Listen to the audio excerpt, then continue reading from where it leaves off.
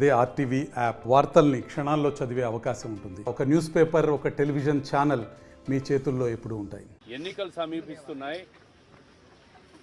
కింద level inspector స్థాయి, ఆ పై స్థాయి అధికారులు కొంతమంది ఏకపక్షంగా వ్యవహరిస్తూ ఉంటారు. వాళ్ళ మీద మీరు చర్యలు తీసుకుంటారా? మేము ఎన్నికల కమిషన్కు రాసి మా దారి మేము చూసుకోమంటారా అని స్పష్టంగా అడిగాం. ఇటువంటి ఉప ముఖ్యమంత్రి తమ్ముడు పోలీస్ స్టేషన్ కబ్జా చేస్తే, పోలీసులు తిట్టించుకుంటా ఉంటే, అక్కడున్న ఇన్స్పెక్టర్లతో మా స్టేషన్ ఇదని వాళ్ళు మాట్లాడుతూ ఉంటే మీరు ఏం చర్యలు తీసుకుంటున్నారు? సీసీ కెమెరా రికార్డింగ్స్ ఉంటే కూడా మాట్లాడే వాళ్ళకు ప్రాణహాని ఉంది. నన్ను కానీ నా భార్య మాధవి గారి మీద కానీ తీవ్రమైన వ్యాఖ్యలు చేశాడు అతను. ప్రవీణ్ గారు చెప్పినట్టు మా ఇంటికి వాళ్ళ ఇంట్లో అంత దూరం, వాళ్ళ ఇంటికి మా ఇంట్లో అంతే దూరం. మేము సంయమనం పాటిస్తూ ఉన్నాము. ప్రజల్లోకి పోతున్నాము, ప్రజలను ఓటు అడుగుతున్నాము. వాళ్ళకు ఆ విఘ్నత ఉంటే వాళ్ళని అడగమను. కడప నగరంలో మాఫియా సృష్టించుకోవాలనుకుంటే, నయీం లాగా గ్యాంగ్స్టర్ తయారు కావాలనుకుంటే వాళ్ళ ఇష్టం. వైసీపీ ఎమ్మెల్యేలు, వాళ్ళ కుటుంబ సభ్యులు ఆగడాలకు అంతులు లేకుండా పోతా ఉంది రోజు రోజుకు. మొన్న ముద్దనూరు సంఘటన కావచ్చు, దానికి ముందు ప్రొద్దుటూరులో జరిగిన సంఘటనలు కావచ్చు, నిన్న కడప నగరంలో జరిగిన సంఘటనలు కావచ్చు, ప్రజలకు పూర్తిగా శాంతి భద్రతలకు సమస్యగా తయారైంది వీళ్ళ వ్యవహారం. వీళ్ళు మాట్లాడుతున్న తీరు, వ్యక్తిగత విమర్శలు విషయాల్లో తెలుగుదేశం పార్టీ ఎప్పుడు కూడా ఉపేక్షించదు. అందరం ఐకమత్యంగా పోరాడతాం, ఐకమత్యంగా ఎదుర్కొంటాం. మాకేమి చేతకాక కాదు, చట్టాన్ని మేము గౌరవిస్తాం. చట్టం అంటే మాకు గౌరవం ఉంది. ఇప్పటి ఎమ్మెల్యే తమ్ముడు అహ్మద్ బాషా ఏదైతే వ్యాఖ్యలు చేశాడో స్పష్టమైన రికార్డు ఉంది. పోలీసుల స్టేషన్లో కూడా మీ సీసీ కెమెరాల్లో కూడా ఉందని చెప్పాం. ఎస్పీ గారికి చూపించాం. చట్టపరంగా అతని మీద చర్యలు తీసుకోవాలని చెప్పి డిమాండ్ చేస్తా ఉన్నాం.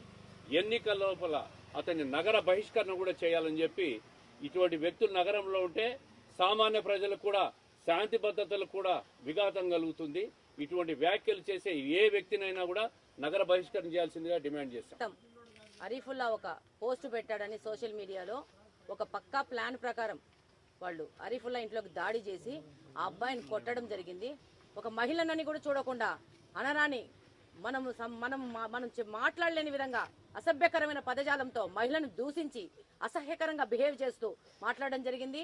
అలాగనే పోలీస్ స్టేషన్ బయటకు వచ్చి ప్రెస్ మీట్ పెట్టి నా ఇంట్లోకి వస్తాను, దూర్తాను, ఏం చేస్తామని నా ఇంటి అడ్రస్ తో పాటు నన్ను బెదిరించడం జరిగింది. నేను పోలీసులకి, ఎస్పీ గారికి విజ్ఞప్తి చేసుకుంటున్నాను. నాకు ప్రాణహాని ఉంది ఈ యొక్క మనిషి దగ్గర నుంచి, డిప్యూటీ సీఎం తమ్ముడి దగ్గర నుంచి అని చెప్పడం జరిగింది. అలాగనే ఈ రోజు ఈ డిప్యూటీ సీఎం తమ్ముడు వలన మైనారిటీ ముస్లింలకి ప్రాణహాని ఉంది, అలాగనే మహిళలకు రక్షణ లేదు అని ఎస్పీ గారికి వినతి పత్రం ఇవ్వడం జరిగింది. ప్రజలందరూ, ప్రభుత్వంలోని పెద్దలు, పోలీస్ ఆఫీసర్లు కూడా మేము విజ్ఞప్తి చేస్తున్నాము. ఈ యొక్క డిప్యూటీ సీఎం తమ్ముడిని నగర బహిష్కరణ చేయాలా. ఈయన వల్ల ఈ నగరంలో మహిళలకు గాని, అలాగనే మైనారిటీ ప్రజలకు గాని రక్షణ లేకుండా తయారైంది. ఈ యొక్క ఎలక్షన్ లో ప్రజలు ఈ యొక్క రౌడీజాన్ని స్వస్తి పలికి వీళ్ళని ఇంటికి పంపించాల్సిన అవసరం ఉందని ఈ సందర్భంగా తెలియజేస్తున్నాను. రాజకీయంగా తెలుగుదేశం పార్టీని ఎదుర్కోలేక, తెలుగుదేశం పార్టీకి వస్తున్న ఆదరణ, చంద్రబాబు నాయుడు గారిని మళ్ళా ముఖ్యమంత్రి అవుతారేమో ఒక భయాందోళనలో వైసీపీ నాయకులు వాళ్ళ ముఖ్యమంత్రి మీద కూడా నమ్మకం లేదు వాళ్లకు. ఈరోజు వాళ్ళ ముఖ్యమంత్రి గారు నేను బటన్ నొక్కి సంక్షేమ పథకాలన్నీ ఇస్తున్నానని చెప్తున్నాడు ఒక సైడు. ప్రజలు మా వైపు ఉండారని వాళ్ళ ముఖ్యమంత్రినే చెప్తున్నాడు. కానీ స్థానికంగా చూస్తే కడప జిల్లాలో ఇక్కడున్న ఎమ్మెల్యేలు మాట్లాడే భాష కానీ, కుటుంబ సభ్యులను మాట్లాడే భాష కానీ పూర్తిగా ఖండించాల్సిన పరిస్థితి ఉంది. ఎలక్షన్స్ మూమెంట్లో రాజకీయంగా ఎదుర్కోలేక ప్రజాస్వామ్యబద్ధంగా ఇట్లా రెచ్చగొట్టి దూషణలు చేస్తూ వాళ్ళ కాలం గడుపుతున్నారు. కానీ రానున్న రోజుల్లో ఎలక్షన్ కమిషన్ చేతిలోకి వెళ్ళిపోతాయి. ఆ రోజు ప్రజాస్వామ్యబద్ధంగా ఏ విధంగా మేము వాళ్ళ దౌర్జన్యాలను ఎదుర్కోవాలని కూడా మేము కూడా సిద్ధమై ఉన్నాం. అదే విషయాన్ని ఎస్పీ గారికి కూడా చెప్పడం జరిగింది. కానీ ఇప్పుడు వైసీపీ నాయకులకు ఎందుకు ఈ భాష రావడం జరిగింది? ఈ పథకాలు సంక్షేమం మేము ఇస్తున్నామని చెప్తున్నారు కదా.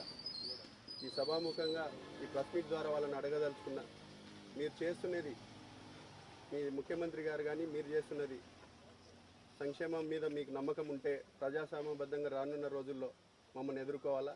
ఈ విధంగా రెచ్చగొట్టే వ్యాఖ్యలు చేస్తే మేము కూడా తీవ్రంగా దీనికి రిటర్న్ ఇస్తామని కూడా. అసలు యాడిపోతుంది జిల్లాలో? ఆడేమో తాడేపల్లి ప్యాలెస్ ఆయప పండుకుందే, వీళ్ళు ఈడ ఒక్కొక్కరిని పోలీసులు సిఐలు పోస్టింగుల కోసము కప్పం కట్టడం, స్టేషన్లు ఇచ్చుకోవడం. ఇదేందో నాకు అర్థం కావడంలే. దాని బదులు పోలీసు వాళ్ళు ఇట్లా కప్పం కట్ట వాళ్ళకి చేసే బదులు భిక్షాటన చేసి మేము అడుక్కుంటాం. ప్రజలు కాపాడండి నాయన, మీకు దండం పెడతాం, ప్రజలు కాపాడండి. మీకు లెక్క మీరు ఎమ్మెల్యేలకు లెక్క ఇచ్చిరి, ఎమ్మెల్యే చెప్పినట్టు మీరు చేసిరి. మేమంటే అట్లా మమ్మల్ని జైలుకు పంపిస్తారు, కేసులు పెడతారు, మా కుటుంబాలు తిడతారు, నీచాతి నీచంగా మాట్లాడతారు. సరే, మేమంటే ప్రజల కోసం భరిస్తాం, ఊరుకుంటాం. ఇంకా సామాన్యుల పరిస్థితి ఏంది? జిల్లాలో సామాన్యుల పరిస్థితి ఏంది? ఎస్పీని తిప్పిరి, సర్కిల్ ఇన్స్పెక్టర్ను తిప్పిరి, ఇంకా పోలీసు వాళ్ళని తిప్పిరి, ఇంకా కానిస్టేబుల్ పరిస్థితి దారుణం. ఈ జాబ్ ఎందుకు రానాయనా అని ఫోన్లు ఇసిరి పడేసే స్టేజ్లో పోలీసు వాళ్ళు ఉన్నారు.